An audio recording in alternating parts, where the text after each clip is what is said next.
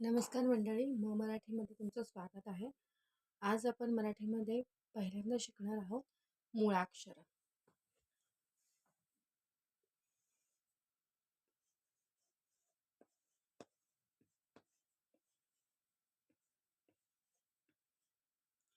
मुळाक्षर हे दोन प्रकारमध्ये असतात. एक आहे स्वर, दुसरं आहे व्यंजन.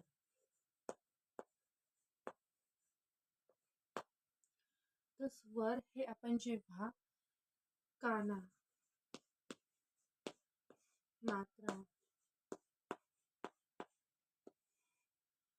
अक्षराला लावणार असतो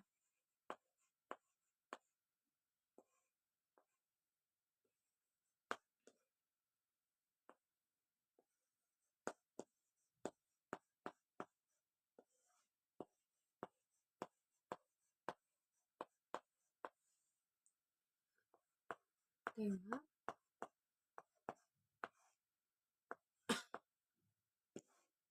त्यांचा उपयोग होतो.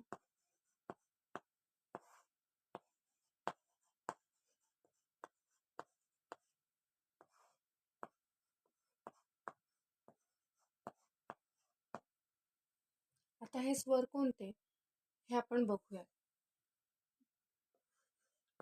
अ, आ, ई, ई, उ, उ, ए, ऐ, ओ, औ, अम, आ. तर हे आपले स्वरामध्ये मोडतात. जेव्हा आपण एखाद्या अक्षराला काना किंवा मात्रा लावणार तेव्हा हे स्वर आपण उपयोगात आणतो.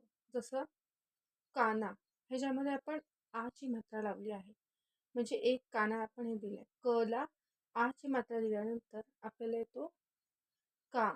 न ला पण आपण आ ची मात्रा दिलेली आहे, त्यामुळे त्याचं झालं ना. सो काना.